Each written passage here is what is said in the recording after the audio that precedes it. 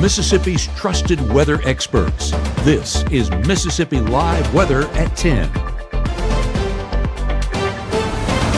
Good evening, I'm meteorologist Gabe Maynor for Mississippi Live Weather at 10. We have an active next 24 hours as we're walking through a level 2 severe weather risk, and that cold front moving through the central part of the United States, and that will be moving into our area tomorrow. Limited storms tonight, so don't be surprised if you hear a rumble of thunder, but those remaining below severe limits. But strong storms moving in Saturday and potentially severe, and some potentially rotating, resulting in a brief tornado. We're also going to have Game of the Week highlights coming up later on in this broadcast as well. But before we get too far, I do want to bring in our Chief Meteorologist, Matt Lobhan. He is live over in the Room to Room Weather Center. And Matt, it is going to be a time where we, of course, need to be paying attention. We need to get our layers of protection, and we have the latest in regards to that timing and impact. Yeah, that's, of course, what we'll be talking about here in a couple minutes. I think one of the big headlines, and you've looked again very closely at these zero-Z models, the ones that have come in the last, few hours here. Your immediate thought on the trend on this? Strong enough to where we need to definitely have ways of staying safe heading into tomorrow. I still think that it's continued the trend of a brief spin up possible, and I think that's kind of what stands out usually in severe weather events is always, is there going to be a tornado or is there not? That's always the question in the chat, and I think there is a limited potential that we could see that. But I really think that the gusty winds in advance of this line are still possible. We still have enough unstable air to produce some of those strong storms. And so I still think that this could be something that we have multiple reports for heading into this broadcast tomorrow night. And I think the big headline, though, is if we were to see tornadoes, they would be brief. If we were to see wind gusts, we're not talking anything extreme. This is going to be sporadic, isolated pockets. Yes. And of course, that's what you're looking at here in the first 12 is kind of the beginning time frame. We'll talk more, I think, discussion on this here in a couple minutes. But I think the big headline tonight, this is not a high-end severe weather event, but this has been productive other places. So we should assume there's still some strong wind gusts possible, especially, and maybe some hailstones when it gets here. Yes, and there are folks that are going to be in the green and think, oh, we're not in the yellow, we're not in the bullseye, so I don't need to be worried. Well, to give you perspective, more on that here in a minute, but let's get through the first 12 here as we kind of show those areas. Okay, well, yes, so bringing it back in here to the Room to Room Weather Center, of course, we are going to be talking about that first 12 and, of course, the latest on that timing with some of those rain chances. And as you can see, limited capacity tonight as a few storms roll through North Mississippi. Our Ethan Foster was out there at our Game of the Week, and he was letting me know, hey, there's a few showers, there's a few high cloud tops off there towards the west. Well, he'd be exactly right. I mean, taking a look out there towards Clarksdale, of course, getting a visual. And as we take a look, there are some of those deeper DBZs that are showing up, meaning that some hail is happening, potentially, way high up in the atmosphere. Now, if it reaches the surface, we have yet to get any reports confirming that, but nonetheless, it is still a stormy night for folks out there just west of Batesville along Highway 6, and with 68 strikes so far, it's definitely going to be an active evening. And so as we look at that hail core a little bit, you can see some of those blacks showing up. That's going to be those deeper DBZs as well. And that hail threat, I'm going to have to, Matt, if you have access to this behind the scenes, actually, I'll do it real quick. Zooming in on this storm specifically, I forgot to put a toolbar down there. You can see that we do have some of those deeper blues showing up. And whenever we're talking about those deeper blues, that means there is some limited hail potential. And so as we track out that True Shield Roofing hail swath, you can see there is some possible hail resulting from this storm as it moves just right along Highway 6 between Batesville and Clarksdale. So that's one of the ones we're paying attention to. But of course, the big driver in our forecast is that warm, moist air. And we still have warm temperatures tonight. We still have moisture in the atmosphere with dew points in the mid to upper 60s, those deeper blues showing that. And as that moisture continues to climb there from the south in advance of this front that's still centered across the center of the United States, that's going to work together to produce some storms, and some of those being on the stronger side. And with this being a very strong lifting mechanism and having enough of that unstable air, that's where it's, again, possible that we could get a brief spin up, but it's also possible that we could get some of those sporadic wind damages as well. So that severe weather risk, still that level 2 threat. And I will say, they've expanded it a little bit more east since this broadcast last night. And reason why is because I think there's going to be some afternoon heating taking place, kind of destabilizing that atmosphere, meaning that as this line rolls through, since it has a lifting mechanism with that front, I mean, if we're reaching Starkville, Columbus by 3 or 4 o'clock in the afternoon, that's enough of that daytime heating to take place to kind of build that potential. And similar to how we've been able to see storms the past few afternoons, it's going to follow that same pattern. There's enough of that unstable air to provide some lift to potentially produce some of those strong storms. As we look at that expanded risk, it is going to be level 2 threat all the way from Dallas up towards the Starkville area in Meridian, Mississippi. So this is a pretty expansive level 2 threat. I don't think they go above a level 2, but it is going to be an area that's right along that front as it pushes south and east through North Mississippi and through the entire Magnolia State. So latest, what the National Weather Service did, the latest run on that, I'm going to bring it back in here real close. We have a severe thunderstorm warning. So we were just talking about some of those darker DBZs showing up. That's because of the potential hail threat. And so, Matt, we were talking about it this time last week about that possible hail and getting some of that tonight. And this is kind of, we're not expecting severe weather, but there's enough of that unstable air to produce maybe some small hailstones. Well, I wouldn't say necessarily not. This is not a high likelihood event when you start talking about severe weather, but you do sometimes get these kind of left splits, which is what this looks like this is here, where it does produce a little bit of hail. Let's go and bring this in here a little closer for a moment. And as you'll see here, this one including Panola County and Tate County in effect until 10:45 p.m. We see kind of the black returns on that on Mama Justice Doppler radar. As you might remember from last week, that's where we're starting to see again some of that very heavy precipitation. You can see how just kind of concentrated this is near the Bobo community there and just east of Marks. As we kind of cut this down into its most intense areas, might have to actually slice this one 3D for that, because I think we have, since we don't have this in true analysis mode, to get an idea. But we do show some of that extending up. That's pretty intense there. This would be 10, 20,000 feet. And so that is what's heading more toward the Ballantyne community in a direction that will take it towards Senatobia. So this, in effect, as you can see there, until 10:45 p.m. for Panola, as well as parts of Quitman County there, as it's mainly to the west of the Batesville area. I don't know that we'll be able to get the Batesville camera to show up on that. I think we might have to go over here to analysis mode to get that. So give me just a moment so we can get kind of a shot there from that, the lower left. And let's turn on interaction for that. And as we do, we can see if that Batesville camera, and Gabe, we might have to swing that Batesville camera around here for a moment, and then we'll kind of proceed on with the broadcast. But there we are in Batesville. And you'll see kind of in the corner of your screen some of the lightning strikes as this is sort of zoomed in toward that as well. That's a lot of lightning showing up on the latest couple scans on this here. So looking back toward the west, a severe thunderstorm warning, hail the main impact on this. And you'll note there, just kind of looking at the corner, this will stay west of the Batesville area in particular, that we're looking at that. Bring it back here to Mama Justice Doppler radar. I'm going to show you our hail swath on this. We do show, again, that concentrated area there between Bobo and the Marks community where the hail is possible. And yeah, definitely more probable looking at this here on some of the latest scans on our hail tracker, where we see some of the yellows there.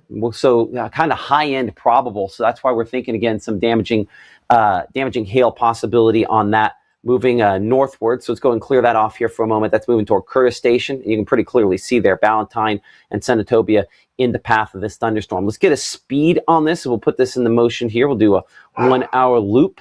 And Duke. Apparently the dog has decided now is the time it wants attention. That's real life for you. So let's track this back there toward the Drew community. So we show over the last hour moving about 40, 45 miles per hour. So this is moving a little faster than what we had last weekend as well, or last, I guess it's been last Thursday. So the left splits sometimes do that. So about 40, 45 miles per hour. There are some times, as you can see, Curtis Station, again, severe thunderstorm warning on this, and just a ton of lightning. I'll turn the lightning strikes back on. Quite a few lightning strikes on this in the last few minutes. Ballantyne, again, we're looking at that for you at 10:17, Delta 10:19. Getting there closer to, say, Cypress Corner at 10:31. Eventually, it's going to take a little longer. If it makes it all the way Hernando, it would be about 11 o'clock before that's the case. But Coldwater, we're looking at 10:46 for you. And maybe my brain's just like is glancing right over this, Gabe. I don't see in that list there, I don't see Senatobia in that list, and maybe my brain's just like going right past as I'm going back and forth. Yeah, I do, right there, 10:40. See, if I read the whole list top to bottom like the consultant said I should on occasion, we'd see that more clearly. That just means you've been up too long, Matt. Huh? I said that just means you've been up too long. Man, we were over there at coffees and conversations in Oxford this morning.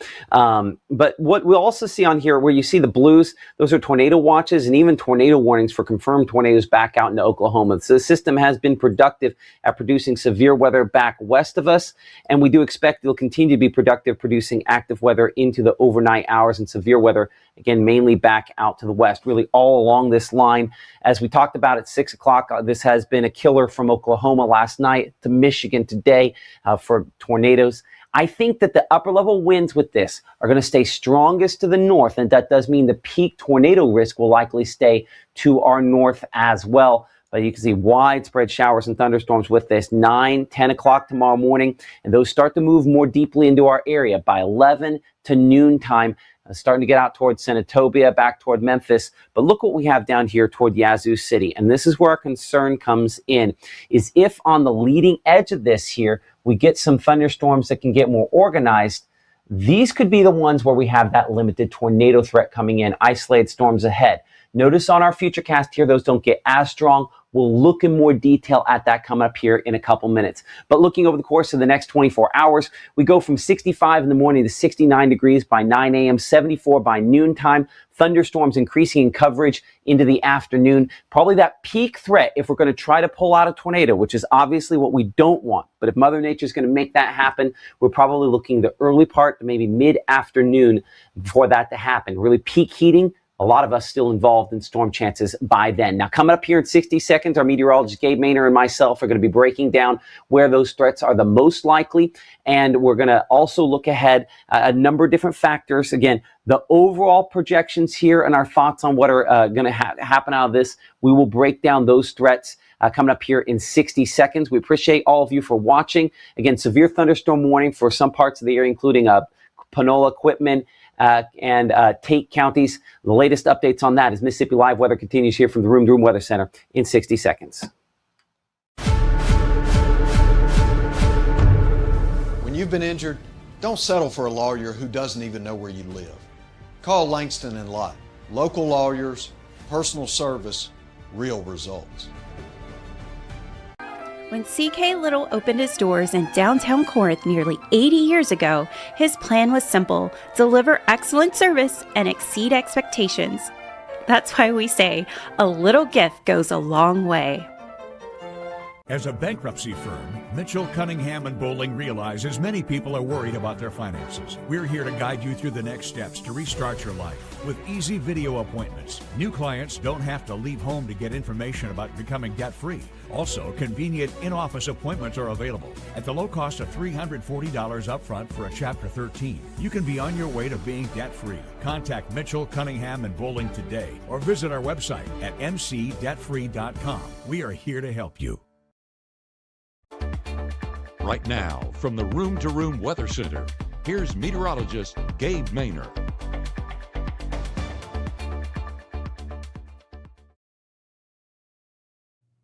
So we are tracking this severe thunderstorm warning still in place until 10:45 this evening. And that is for folks over there towards Panola and Tate County, moving just east of Crenshaw and up there closer to Senatobia. And this is a look out of our Crenshaw camera there with the North Mississippi Storm Chasers. And you can see the high output of lightning kind of showing the increase in those lightning strikes, meaning that this is still a maturing storm and that hail has gotten bigger as it has matured. I mean, we're talking up to 1.5 inches in regards to what radar is indicating, but confirmation on the ground, still waiting on that at the National Weather Service and in our chat as well. Yeah, again, we have a discussion back and forth direct to the National Weather Service, the way in which we share information. Their discussion on this here, they're thinking maybe as large as ping pong ball size hail. And again, that does kind of correlate back with what we were looking at a moment ago there. Gabe, I know you're looking for reports behind the scene. We'll talk more about those here in just a moment. Again, severe thunderstorm warning, Panola County there in effect until 10:45 p.m. That now west of the Batesville area near Curtis Station, where we show the largest on that hail potential on this. The lightning strikes 30 in the last 30 minutes here for locations in the shop, but of course that's moving there into and through western Panola County. Not that far removed there from the Batesville area, but still I think the hail, we're talking about 10 miles to your west. as far as Como is concerned, kind of heading toward you, still 15 miles southwest of you at this point in time. So let's get a storm track on this at about 40 to 45 miles per hour. That's the speed that this has been moving. And so we'll take that again right about like that. We'll take it toward Byhalia. And so in the near term here, again, the next few minutes, we're working our way there through the Pleasant Grove area at 1024. We're expecting 1.5 inch size hail. If you have hail out of this, you can send in your pictures using the Mississippi Live Weather app. If you do that, largest hailstone, if it's in excess of 1 inch, wins a $100 gift card from the folks at True Shield Roofing. We had one of those that we passed out yesterday for last week's hail. We hope we don't have that. We hope that's not something that they're giving away, but it's just kind of a way to make a bad situation feel a little less bad. So send those pictures in using the Mississippi Live Weather app because we do expect we will get some hail out of this. I do want to check the angle on this a little bit closer because kind of looking at that a moment ago, I might not be going far enough east on this track here. And that's drifting toward the eastern side of that. So I'd say the southeast side of Senatobia on this point here could be kind of more the target zone, but that's probably dropping some pretty good size hail. So I'm going to double check our angle, make sure we have that a little better there. Again, going toward Byhalia and kind of going through a bit of a transition at this moment. So we'll go 3D on this here, and I'm going to put on those kind of upper level returns, which gives us an idea on just how tall it is and the height of the thunderstorm like this, and we can kind of track how the hail moves within it. So as we kind of cut it down here, to when we start to get kind of the black colors, that's when we know we really have some big stuff in there. And so that's kind of where we're at with this. So we have some bigger hailstones in it. Let's see how that has progressed over the last 10 minutes or so. Yep, and here's the concern. So this was dropping something over Bobo. Watch the height of this diminishing. That's telling me that the big hail is beginning the process of falling out. So when we're looking just ahead of this there, near the Ballantine community, east of Delta, west of Horatio, if it continues at this trend here, you are the folks that this is going to drop the largest hail on. So between now and Como, Parks Place there at 1030, 1029 Kings Corner, 1024 there, Horatio. Only a few minutes from now, you're most likely to see some of the largest hail on this as it moves toward the north and east. Of course, we're tracking this right now. We're going to come back to Mama Justice Doppler radar and look in more detail at this here in a minute. I do want to check our hail swath brought to you by, again, True Shield Roofing. And you can definitely see that we're in that probable category where we have the yellows and oranges there in the middle, most likely to be dealing with some issues with this. So hopefully you're planning accordingly ahead on this. The severe weather risk does extend for tomorrow, will include some hail. The overall risk, as you'll note here, including locations Tupelo, Starkville, Jackson, back toward the west. And when we look at, in particular, the different components, damaging wind, I think the most likely impact that we end up seeing for chunks of North Mississippi, there is a tornado risk there as well, and there is a hail risk to go along with that as well. But when we look at the hour-by-hour forecast going over the course of the overnight period, rain chances remain, again, somewhat limited. We're going to have, again, a few of these isolated storms. Honestly, this one over. And Gabe, I think that's one of the concerns we have out of this storm system here is whether or not, just in general, it attempts to overperform because, again, killer tornado last night, killer tornado tonight up in Michigan. I'm not saying we're talking about the same thing here. Everything about this system has for days shown that it would be stronger in those locations than it is here.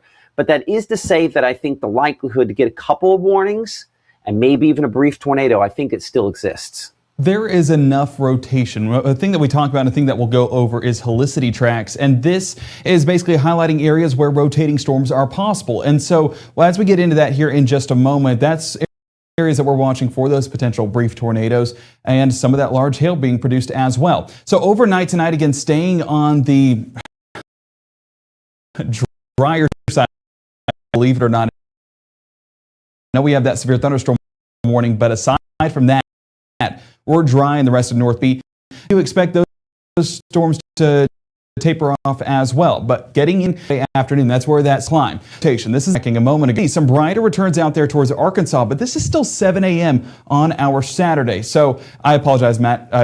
Go ahead and transfer over on this. I think there's one that follows. But basically what we're tracking is those helicity tracks as they move into North Mississippi. So first thing we're going to walk through is CAPE. CAPE is the energy that basically provides that buoyancy, provides that lift as these storms move in. And watch how bright these returns are. And again, here's your scale there on the right side. Brighter returns showing that there's a ton of fuel out there towards the Mississippi River. And as these storms cross in, especially with the daytime heating of the afternoon, that's going to allow some of these storms to flare up. And even this leading edge, like look right there, Greenville to Clarksdale. Some of those deeper DBZs returning, meaning heavy rainfall, but also if there is some lift getting these storm tops high enough, I wouldn't be shocked at all if this is where we get some brief rotation to try to take place. I mean, individually at some of these cells, you can kind of see how these are kind of wrapping around. I'm not saying it's impossible for a brief tornado to even happen at some of these individual cells at ahead of the line, but these are not going to be long-lived like we talked about a moment ago, and we're not expecting major tornadoes of EF2 plus. I mean, honestly, it's going to be on the lower end of the scale. Well, and we don't. Anytime we say the T word, we have to be conscious of how it is. But you're right. This is probably not high-end tornadoes if we see it. But one thing, let's just be clear: we do have some individual discrete storms kind of forming here in advance of this. And as you can see from the yellows, there's plenty of fuel. Then the question becomes, what is missing? And that's the strong winds aloft. We don't have as much shear to keep storms organized as they had back in Oklahoma, as they had up toward Michigan. So I think we have plenty of fuel for thunderstorms, and we're going to have them form. The question is just how organized are these storms in advance? The fact that our projection here, our HRRR model, has any on there is always a concern. And when they merge up with the line, sometimes you get areas where if we would zoom in excessively close on some of these, that you can see that there are some spots there where we have some indentations, maybe some rotation. So again, this one we show near Calhoun County is one we're going to have to watch, up here toward Algoma and Pontotoc County. And rather than, get attached to exact locations, just the very fact that we have some spots, that one up there closer to Corinth, another one of these here where maybe we have just a little bit of rotation, and that's where, again, that potential exists to maybe get this to try to produce a brief tornado. So some lead storms there again, Gabe, that we see along this line. I think the fact that we have those at all, always a concern. But I am hopeful that the lack of upper level support or more limited upper level shear could help us. And that's one of the things we've been tracking for several days, is that's been kind of the limiting factor in all of this. Fortunately, otherwise we could have looking at a much more elevated threat with how much fuel is actually in the North Mississippi area. One other thing that I think is aiding this system and getting a little bit stronger is the timing, and being that it is more towards the afternoon where the peak heating does take place, I think that's where it could increase some of the storm potential as well, especially as we get some of that buoyancy with that warmer, moister air. So here's a look at storm rotation. This is that helicity track that we were tracking just a moment ago. And looking out there towards Arkansas, you can see some of these brighter stripes, but these are not long-lived. Normally with the higher-end tornadoes or the long-lived tornadoes, we'd see these stripes and they'd last county after county after county with those individual bright returns. But because these are so short, then I'm not exactly expecting long-lived tornadoes out of this. But, that one near Bruce, Matt, that you just tracked a moment ago, having a pretty decent helicity track attached to it, definitely something that stands out. And as we head further into the afternoon and evening, there's still some of those brighter returns, even out there towards northern Alabama, where it's a marginal threat, but still that marginal threat could produce a brief low-end tornado as well. So, it just stands out. I want to go back over this graphic if you're okay with that. Yeah. Because there are a couple things that did stand out, and I'm gonna take it back to editor mode. I think that's probably the best way to do it, because you pointed out that one, and we always look for them to connect. So, back out there, I'm going to take it full if you're okay with that. Yeah, no, take over. Wait a second. So out there into Arkansas, again, we have this stripe here, but it does not connect hour to hour. We look for them to connect hour to hour. We look for them to be bright. I see this one near West Helen. It does connect hour to hour, right? See how on that hour there at 12 o'clock, it shows it there. And then the next hour, it just continues. So we're watching this one up toward Olive Branch. 1 hour, it's there. Next hour, it kind of shoots east. This is the one, obviously, you pointed out toward Bruce. Look at the eastern edge of this. Let's see if it connects the next hour. Kind of, sort of, not really. So we're hopeful that that's a sign that if we see rotation, if we were to see tornadoes, that they would tend to be brief in this situation when they don't connect. That's one of the things we look for there. I will say I did notice this when you're going through it, that Russellville storm. And again, that's just outside of our area, east of Russellville there. That one does connect hour to hour as well. So luckily, I think we still have some questions on this, Gabe. But those are more pronounced holistic tracks than what we had even at 5 and 6 o'clock when we were looking at triple threat there. Admittedly, triple threat's a different model. That's our strike model. Under doing that a little bit, but I think that the takeaway, in my opinion, looking at this, is that there's still going to be some rotation on these storms. Does it edge more toward hail? Hopefully it does, and that is one of the concerns that it could. For sure. And even those gusty winds, don't overlook that either. And the heavy rainfall. That's one of the things we've been talking about all week long, with some areas getting in excess of 3 inches. And so as we head further into our Saturday forecast and some of those totals do climb, I mean, just take a look. When that main batch moves through, you can see some of those reds showing up. That's 4 inches. And of course, 3.1 being reported in Grenada just outside of it, but 2.5 Water Valley, 2.4 Eupora. And I'll be honest, the HRRR, not as numerous on those chances early Sunday morning, but I do expect that we do get some of that.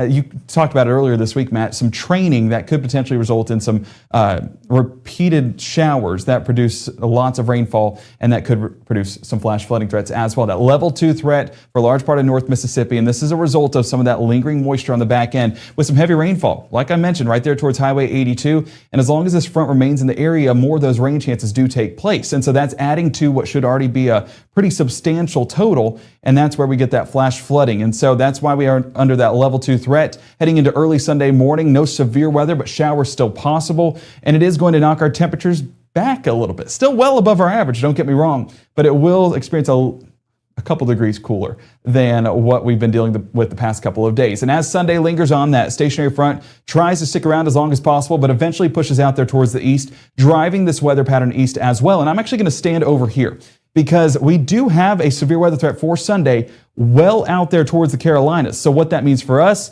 is we're not really expecting anything to build in until those afternoon hours, when more of those storms build in right there towards the coastal regions of the Atlantic. So flash flooding threat, being that we do still have a few of those showers working their way through Sunday morning. That's why we do have that level 1, that marginal threat for some flash flooding. But again, it should all remain. The highest impacts remain out there towards the east on Sunday. High temperatures still getting into the upper 60s and low 70s. There's that dip that we were talking about. So looking to make plans this weekend, Sunday afternoon, probably your ideal time frame. And this is a graphic that we don't air too often, something that I was editing behind the scenes, kind of walking through the individual timing. And so trying to line it up with those different blues. And so there you're getting a look, 10 to 3, kind of that northwest part of North Mississippi for that severe weather timing. 1 to 6 for that central part of our viewing area right along the Natchez Trace corridor, then 3 to 8 Golden Triangle and out there towards Pickens County. So the fortunate thing, if there is a positive to take from this, is it's not a nocturnal threat for too long. We're looking at probably 6 to 8 p.m. that we could see that sun set, but throughout the day we need to have those alerts. And if you are in these individual risk areas or these individual timing areas, that's kind of the general time frame that I would say to be monitoring this. And of course, we will be live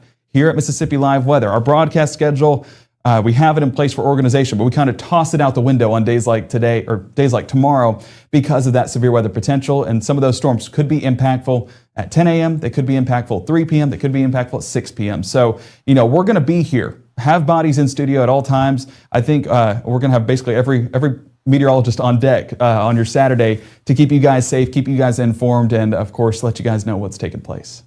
Absolutely. So kind of the overview here on the severe weather threats for your Saturday. Again, a brief spin up. I think that we still agree with these levels here.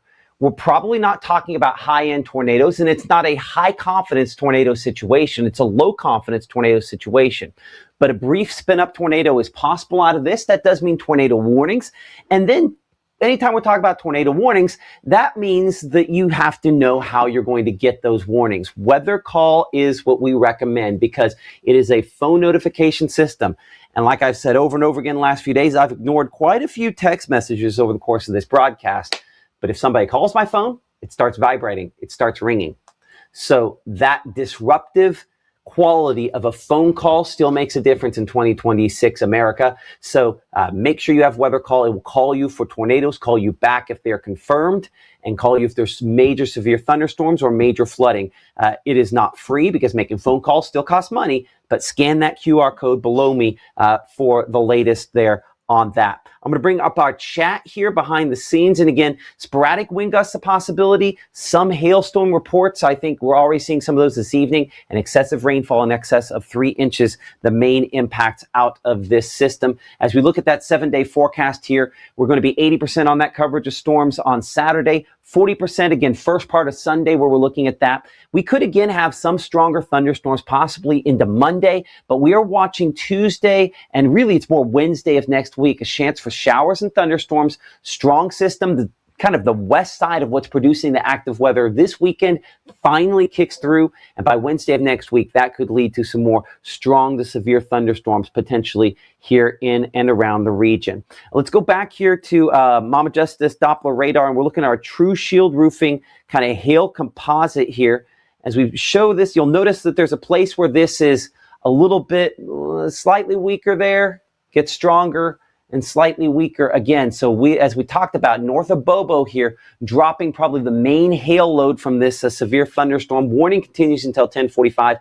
That's still about 14 minutes away. Let's go back and check out the precipitation mode here on Mama Justice Doppler radar. Still showing some of those dark kind of black sort of colored returns there in the deep, deep purple, but that is not as impressive as it was just a few minutes ago. You go back and see how you're kind of deeply into that black and gray sort of colors that you have there. That's when we're really even kind of that lighter gray dropping some big, big stuff. I think the biggest has probably fallen out of this. Best way to check that is look three-dimensionally on this storm. Yeah, I can already kind of tell that has probably dropped its biggest stuff as we kind of cut into it. Yeah, we could kind of see that a minute ago before we went into our full weather forecast. Let's back it up. You'll see how you kind of have this big area sitting above the surface there. That was where we had some of our kind of biggest hail there. They're kind of near the Ballantine Community Kings Corner. Now, if we advance this to current time, as I've zoomed in a little bit, you'll see how that kind of goes away. That biggest hail is likely largely fallen out of that thunderstorm as it's approaching the Senatobia area, and even in the last minute or two when we've been looking at this, that hail size is likely coming down. So we probably had some 1 inch or larger hail. If you have those reports, you can send them in using the Mississippi Live Weather app. Again, free and available for all those different devices. Also, if you're watching us on Facebook and all that kind of stuff, the Mississippi Live Weather app, the reason it's, I think, valuable, and we talk so much about it, number one, it's our primary delivery mechanism. But watch, if I just hit that icon there at the top, you can see at the very top there, the first thing that's going on, it's kind of green because apparently every time I choose to do this, I've got green on radar, but that's the live stream right there at the top. So if we're live, you can see that live stream right there at the very top of the screen. So kind of the easiest way to interface with what we're doing here on Mississippi Live Weather. So we'll keep tracking this here in a moment. Let's get you kind of a longer storm track on that once again as well. But this one in the decaying phase, hopefully a trend that will continue on that is that kind of works through the dying phase as it sort of collapses. So 45 minutes, if it's able to hold together. We're Newtown there at around 10:41, Senatobia Lakes at 10:44, Antioch at 50, Independence at 10:53, Warsaw there at 11:09, and Byhalia close to 11:12 as it moves toward the north. Our meteorologist, Gabe Maynor, again, kind of working here behind the scenes. Gabe, you have new information? Yes, so this is actually a storm report from Sardis. I believe it was TEMA submitting this to the North Mississippi Storm Chasers, and that looks, again, no measurement beside, but I don't think we need that to know it's well over an inch in size. So Matt, that's basically what fell out of that severe thunderstorm that we were tracking just a moment ago. That's a good size hailstone, and that can do some damage as that does fall. So working to get some reports here behind the scenes, but that's the first one we've gotten so far. But my word, that's a good size stone. Give me the location on that again. That's Sardis. That had to be west of Sardis. Well, let me see. Because I believe that he said Sardis if he wants. Yeah, he said in Sardis. So, James, if you do have an exact location, and you want to put that in chat. That's going to be Ballantine or Horatio, which I understand. Like those, again, some of what we have show up on Mama Justice Doppler radar isn't necessarily like if you were to go It might be a Sardis address. We try to put on every single location we possibly can. But I mean, generally Sardis area, a little west of Sardis, where I would definitely put that. So you watched it in real time as that went through collapsing and dropping that big hail. Well, let me add this too. If Tima submitted, I believe it was Tima, apologies if I'm saying that incorrectly, but if she submitted that through the Mississippi Live weather app too, then that could be some money in the pocket. So it definitely would be.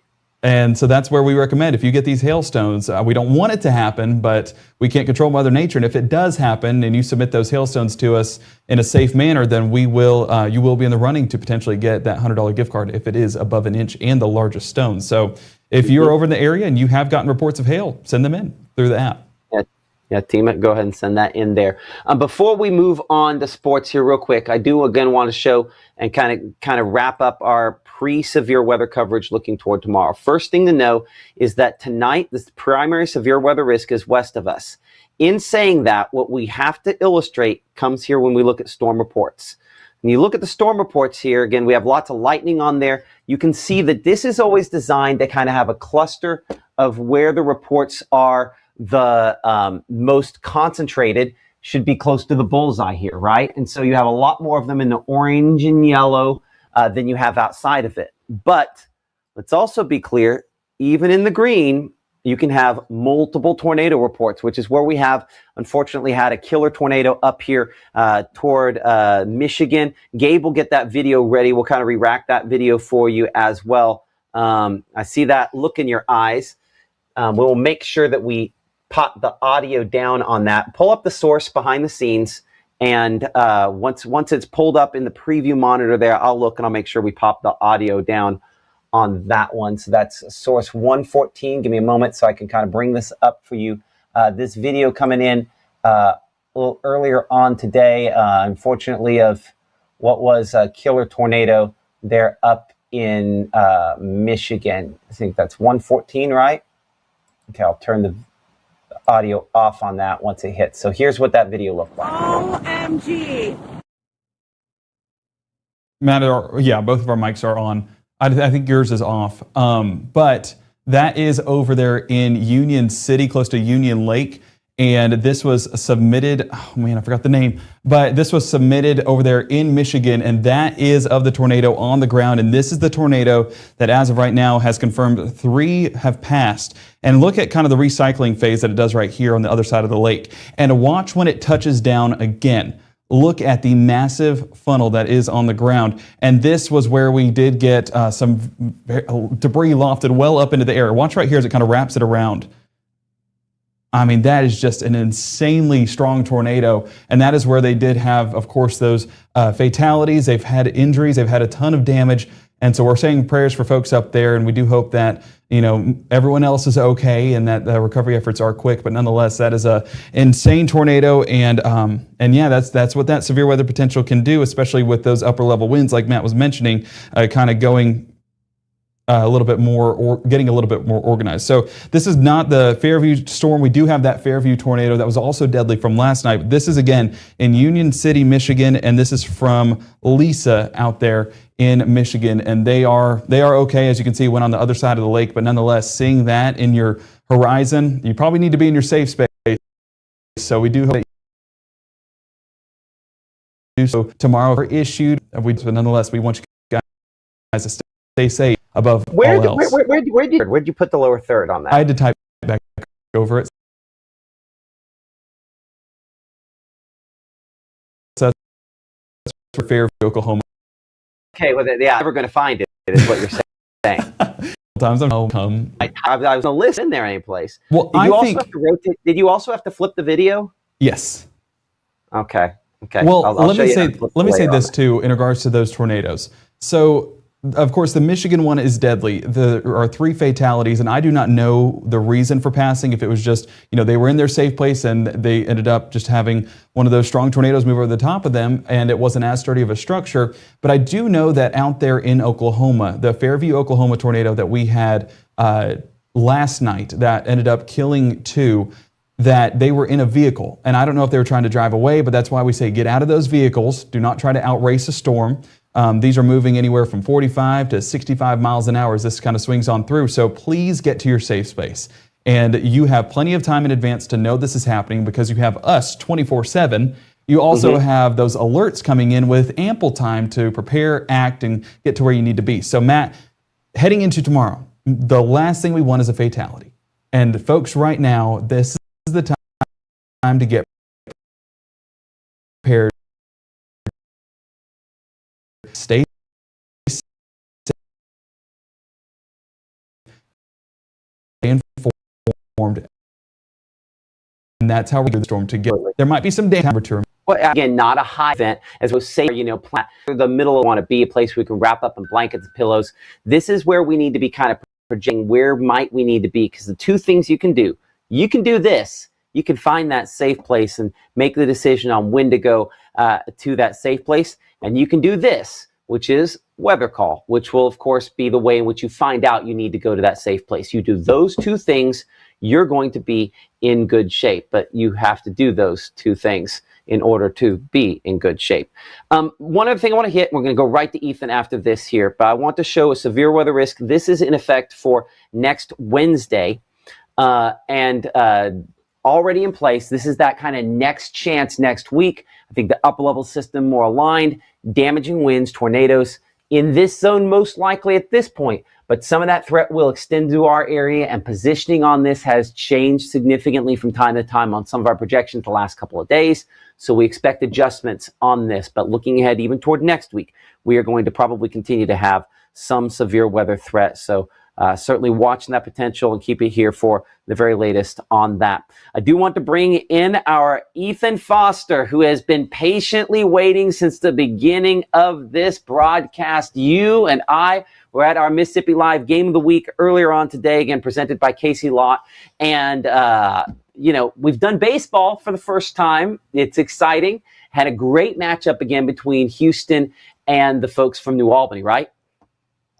Yeah, fun matchup out there tonight, Matt. Obviously, weather the focus tonight, but before all that started, you and I were teeing up a big game down in Houston and Hilltopper country. And, definitely excited to take a look at these highlights. Of course, a little bit of a different speed for baseball, but let's go ahead. Inaugural game of the week for baseball season. Why not have a nice little drone shot here, courtesy of our very own Matt Lawpon, bringing out the drone footage. I feel like I'm watching an SEC broadcast right now. Absolutely love that. New Albany taking on the Houston Hilltoppers in Houston. Top of the second inning right here. New Albany down by 1. Parker Skinner ties the game at 1 with the only home run of the game that I saw tonight. Pitcher Tanner Boswell gave up that homer there. Tied the game at 1. Parker Skinner had a big night. You'll see more from him later on in this highlight. Of course, I did pick New Albany in this game. We'll have to see if they were able to pull it out or not. Right here, you're going to see Noah Cooper's pickoff attempt at second base. This led to a crazy chase down. Braylon Rogers is the base runner there for Houston. Look at that back and forth, trying to get him picked off here. You think he got it, but the ump actually says safe right there. New Albany can't believe it, but Houston's getting thrown around.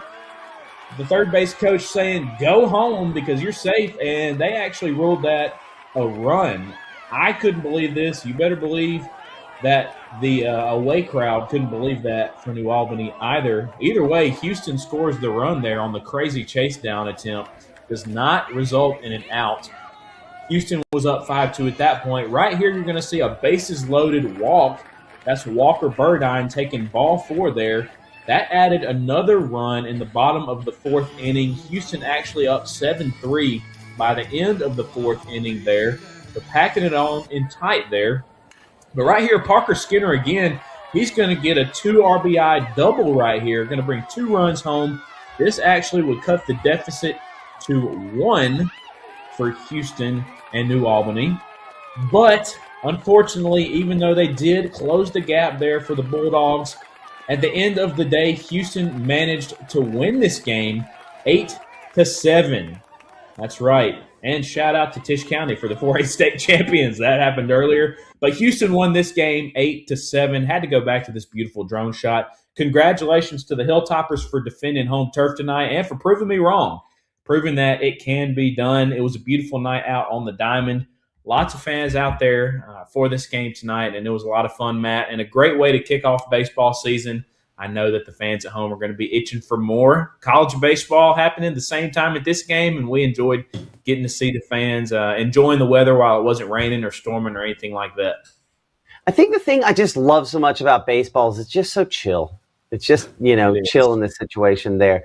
I appreciate that, Ethan. Looking forward to what next week holds as far as game of the week is concerned. I'll try to do a better job of hitting the right graphic next time. That was me. I boogered that one. So Gabe's going to be irritated me at that. I appreciate that. We might have to, I don't know if we have to re-record that. I think we, we'll just blame that on me. Anyway, I appreciate that there. I want to bring Gabe back in here for a moment. Again, severe thunderstorm warning has now been expanded once again there in Tate County, right? Exactly, and it's moving its way north once again, these kind of northern movers, and as you look at that latest scan, and it's moving up there towards Tate, DeSoto, even just on the west side of Marshall County. Let's go ahead and change it over to our Memphis radar site here to get a better visual on that as it's moving over there towards the north and west part of the Magnolia State. And as we pull up, we actually have the Memphis radar site, the airport, just close, if not right on it, as we, of course, move further into this broadcast, into the 10:46 hour. But this warning is in place until 11:30, and as you can see how this has gradually progressed, I want to look at it scan to scan, and that doesn't look as impressive as a moment ago. That's not to say it's dying, but it could be recycling, of course, as it moves closer to Como. Senatobia looks like it has the highest DBZs right now, and as it moves across Highway 4, extending up there towards the north and a slight east tilt to it, that'll be closer to Highway 305 by Belt, or should I say County Road 305 and Bet, moving closer to Byhalia here in just a few minutes, probably in the next half hour. So taking it 3D here real quick, and as we move it, of course, right there on the horizon, you can see how some of that storm top is getting a little bit increased. Matt, I'm curious your take on this. I think it's collapsing. Yeah, it looked a little bit more impressive. No question. I think we have an interesting situation here. The warning was expiring. I think National Weather Service extends it. And again, this is the best way I can describe this for people at home. This is kind of like, calling balls and strikes, right? It's like, no, that was a ball, that was a strike. There's a whole lot of different pitches in the game, and one ball or one strike typically doesn't make the difference between, a win or a loss. Why are you shaking your head down there, Ethan Foster? Hold on. I'm going to bring him in while we get a baseball reference. Yes, it is a baseball reference. But here's the thing. Yes, while you can argue balls and strikes, get on here. Let's have an opinion on this. Okay, but while you can argue balls and strikes, if the team is doing their job right, a single ball or a single strike a lot of times does not make the difference. There are some impactful situations where it does, but if you're always arguing balls and strikes, you're missing the point of the game. Is that correct? The fair way to say it? Mostly fair, Matt. It really just felt like a targeted dig given what happened with UCLA recently. I'm not going to go into that. Mississippi State fans don't need to hear me talk about that. They talked about it enough. Well, you know what, Ethan? Maybe we should bring in second and third base when we have no outs in the 10th inning. Yeah, well, I agree. But, a fundamental principle of baseball is if you take ball four like you're supposed to and it walks, bases loaded, and a win comes in extra innings, that should be game. No big deal. We saw a bases loaded walk in the game tonight. I got flashbacks. I thought I'd seen more than one of those recently, but apparently not. Well, hey, Matt, while Ethan's here, we actually do have championship footage tonight from all of our champions. Of course, hold on. Let's get a storm track on this real quick, and then we can do that. I would say I believe pretty strongly that this is collapsing. And the good thing on that bit now, whatever hail it is, I don't know that it's going to make it all the way to Byhalia there. I'm going to have to bring this full screen here for a moment, and then I'm going to get back to you two, and we'll handle that for just a second. But again, moving there toward, Antioch, we show 1050, Polkville there at 1050, Bowman 1054, Independence 1059, Wall Hill there at about 1104. Byhalia, we show 1119, assuming the current speed right now. Maybe we're underdoing that just a little bit. Either way, it is in the collapsing phase. Whatever it's going to put out, it is dropping right now or has already dropped. And honestly, I think the 3D helps us a lot, but I'm going to look at the hail swath, and I think maybe this helps us just as much. Because you can see if I kind of clear off all of that, how we had this one very solid area here where we had the hail. It was more, I think, did a better job with this from our site down in Monroe County here, showing that kind of swath. But you can see how it sort of ends, and then that's that. So while there might be some hail on this, we'll show it back on the regular rainfall mode. Yeah, I think the worst of this is over. This warning is probably not going to continue all the way up to the Tennessee state line. I think that they'll probably end up canceling this a little bit early from that. Okay, I'm going to bring Gabe back in here. And again, yes, I know, Gabe, we have the highlights coming from there in Jackson. Mm-hmm. I don't know if I have easy access to a double box with you and Ethan. I don't think we have a double box. We have a 3-box. We do. Oh, no, I do have a double box with you two. Okay, you take it away. Hey, Ethan. Wow, look at that. Yeah, so, well, I know you're happy, despite being wrong tonight, not exactly starting baseball as hot as you did basketball, but you did get a win tonight with your favorite team in 4A, right? Yeah, I got more than one win as of, the last hour. Don't forget about That's the true. Starkville Yellow Jackets. The boys We're and working the to girls. get footage on that, and we'll We won 7A, just as I predicted they would. But, yes, you're talking about, of course, Tishomingo County, the Braves, one of the most fascinating and entertaining teams I've seen this season. And, of course, our presented at the end of the game was number 24, Meg Moore, of course, said her name lots of times this season. She played extremely well. She had 20 points, I believe, is what I sent you earlier. And I also mentioned in the 6 o'clock broadcast that Mississippi State head coach for the women's basketball team, Sam Purcell, was in attendance for that Tisch County game, also in attendance for the Starkville game as well. So maybe doing a little bit of scouting there tonight. Hopefully for Mississippi State fans, he was doing some scouting, but I know anybody would be happy to be able to convince the likes of Meg Moore, Kaisley Timms, and any of those other girls that played tonight to make it over to the D1 level, still staying in the state. Yeah, let's take a little look. Last second magic right here. And there you go.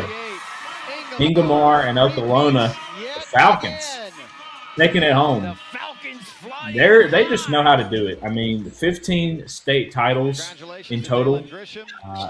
Dalen Grisham right there receiving Player of the Game awards. And actually, one of the really cool things is who else can say that they won a state title 4 years in a row and was the Player of the Game 3 times in those 4 matchups?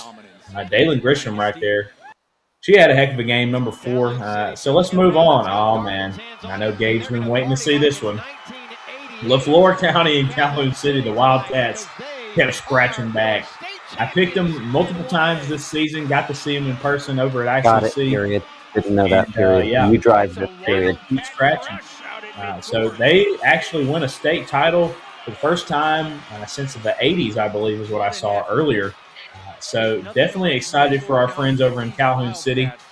They were our game of the week not that long ago, and now they're hoisting the gold in basketball. I believe that was Jalen Jackson who won Player of the Game.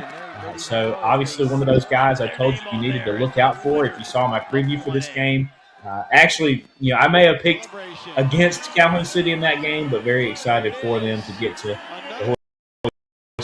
that. Love making it up and making memory. I know that they're eager to get back there next season for sure. Congratulations to Calhoun City. All right, big Louisville, and of course everyone's favorite, at least one of my favorites, Tisch County, and the star power, Thunder and Lightning out there. You see, yes, the dog pile for the Braves taking down big Louisville. Seen both of these teams play in person as recently as last week, actually. So pretty cool there. Get to see them match up here at the big house. 24 Meg Moore, Kaisley Timms, a lot of other very deserving players on this team. Who can say they had a magical season? They've looked the part all year. There you go, Meg Moore getting Player of the Game honors there. She has been recruited by numerous D1 programs. and the sky is really the limit for someone like her. I've heard from many people that she eats, sleeps, and breathes basketball, and I know her teammates would probably say the same. So definitely shout out to Tisch County for finishing it out. We'll definitely be excited to see what they can do next season after this season wears off. And Ethan, I do want to point out your, of course, number one player this year. I would say your MVP this year, Meg Moore. She is a sophomore. There are 2 years of terror still from Tisch County, and I would be terrified for 4A teams here in the state of Mississippi. Yeah, that's crazy. I would be very interested to see what high school records she's getting close to breaking, and just how the offers continue to roll in. I know she has a number of offers already, so I'm sure that when you're someone like that and you know that you have the potential to start as a freshman pretty much anywhere you go, if you continue that route, I'm sure it's a strange position to be in when you're only a sophomore in high school. Well, and you're having people like this, know that you could really just go wherever you'd like. Yeah, I mean, the world is your oyster at that point. But Ethan, there's a team that we have to get to next year, and that is Olive Branch, Mississippi. There is a player on Olive Branch that you didn't even give enough respect towards because she scored 24 points. And guys, to give you perspective, she's in middle school. A middle schooler scoring 24 points in a state title game, Gabe. That's a big deal. That's huge. That's 4 more years of development that she gets to do in 5A competition, might I add. That's not anything to pass over. And so, I'm curious to see. I honestly, I probably have my picks next year for girls basketball in 4 and 5A. That's Olive Branch and Tishomingo County. So, and we got to go see Rosa Ford at some point. Rosa Ford, we do. Games. We do, for Just sure. Yeah, and Starkville, apparently, because Starkville's a powerhouse now in basketball, both boys and girls. Starkville, Mississippi, pumping out the high school recruits. Maybe they'll decide to stay home. And you have a direct path. Why does Mississippi State not at every game? Doesn't that seem like a crazy notion? Recruiting in your own backyard. Who would have thought? It works, but definitely a fun time, Ethan, and we'll get more of those highlights as we get into the rest of this weekend. Hopefully get a few more North Mississippi champions.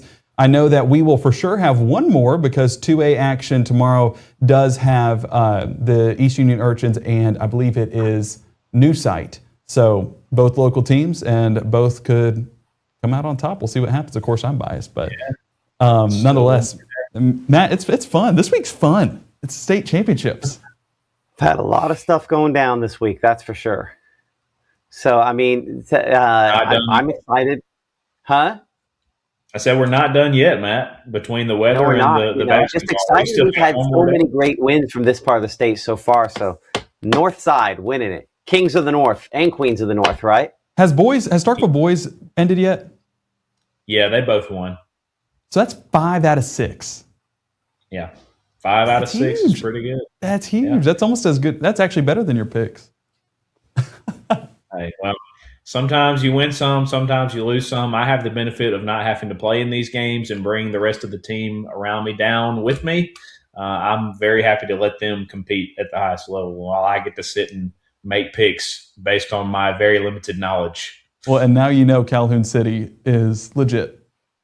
Well, and I've been saying it all season. I should have listened to my own advice. All the fans at home. You overthought it. He got scratched. I got scratched. I got too close. I got too close to the Cats, man. Well, hey, we appreciate y'all so much. Yeah. Hey, can you tell it's been a long week? Yeah, it's been well, and there was a long last week for you as well with just all the action leading up to it. So we just appreciate all the hard work you guys have been putting in on the sports end. So while I've been throwing myself at the weather end, so we appreciate you guys. I do want to hit this warning here. Yeah, exactly. We'll keep doing it again. Appreciate that. Our Ethan Foster, our Gabe Maynor. We talked about the severe thunderstorm warning a minute ago. Still in effect for Tate County, but as we also talked about, it is in the collapsing phase, hardcore here. So check the radar site there out of the Memphis. This is the one back up in Millington, the kind of official National Weather Service radar. If we were to go 3D on this, you'll tell that that collapsing is just obvious on this as well. Again, if you go back, say the last 40 minutes, this has gone from a very effective, I'd move out of the way here, very effective large hail producing thunderstorm here to just kind of fiddling, pretty much done, full on collapsing. So the severe weather threat is passed on this storm here as it just kind of spins its way out, moving toward the north. I say spinning because technically it's a supercell thunderstorm rotating, but it's what we call a left split supercell thunderstorm more than just a full on one there. So I see that Ethan, Gabe, y'all have anything else you want to say? Looking toward next week here as we kind of work to wrap things up for this broadcast. Anything else that you guys want to add? Stay safe tomorrow, and game of the week continues next week. And Ethan, I know you're excited to get out there back on the diamond. Excited to get back out on the diamond. Speaking of which, I will mention this. I don't know if you guys have talked about the updated time for Mississippi State baseball tomorrow. But I did notice, listening to the tail end of their broadcast earlier, that the Mississippi State baseball game has been moved to 10 o'clock tomorrow morning. And that's interesting because now they will have baseball going on at 10, and then they'll have men's basketball going on at 2:30 tomorrow afternoon. So a little bit of shuffling around due to the weather concerns for the weekend, I believe. I haven't checked on Ole Miss baseball if there hasn't been a change in the schedule there yet. I was actually just trying to look that up. But I did say, okay, I'm just looking this up right now. It looks like they played a doubleheader today against Evansville. So, a little bit of schedule changes for both of our close teams there. I haven't checked on Southern Miss. Not sure if they're going to be affected much in their area or if that has changed much at all for them. But a little bit of shuffling going on with college baseball as far as that goes.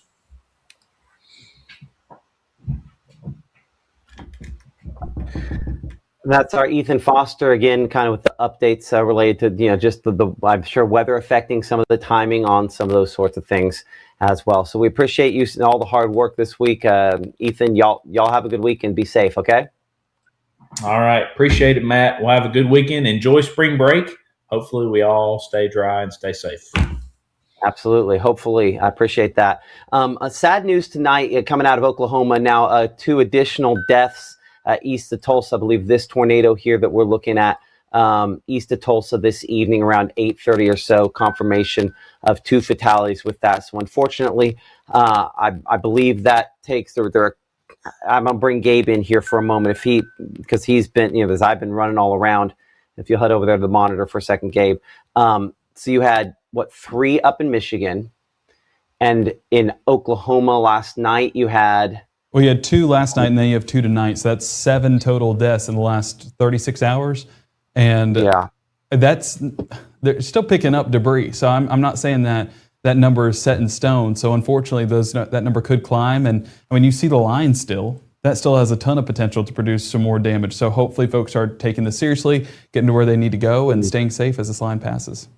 Man, I'm going to pray for those folks out there real quick, and then we're going to kind of wrap things up. And God, just protect these people overnight and keep them safe from this bad weather. Be with those that have lost and just bring them comfort in this time. But help your people to hear what they need to hear, to do what they need to do to keep them and their families safe. In Jesus' name, amen. Amen. Our next live broadcast Get the free app. Go ahead and download the free Mississippi Live weather app today, Android and iOS. Both QR codes there on the bottom of your screen. And when severe weather does strike, like tomorrow, that's where that app really comes in handy and adds that other layer of protection. And of course, it does have our live broadcast as well. And as we pull up that broadcast schedule, I do want to note, while it does have a set in place schedule, it's going to be really flexible tomorrow as we go about the day because of the severe weather threat moving in about 10 a.m. and lingering until about 8 p.m. So while it does say 5, 6, and 10, and our weekend broadcast is at 6 and 10, more than likely we'll be on air a good bit for your Saturday, walking you through that line as it moves on through. Hopefully, no damage, hopefully no fatalities, no injuries, but of course we'll keep you guys safe and updated as we go about the Saturday forecast. Make sure to keep it here for the very latest, and thank you for trusting us. We'll see you back live here from the Room to Room Weather Center.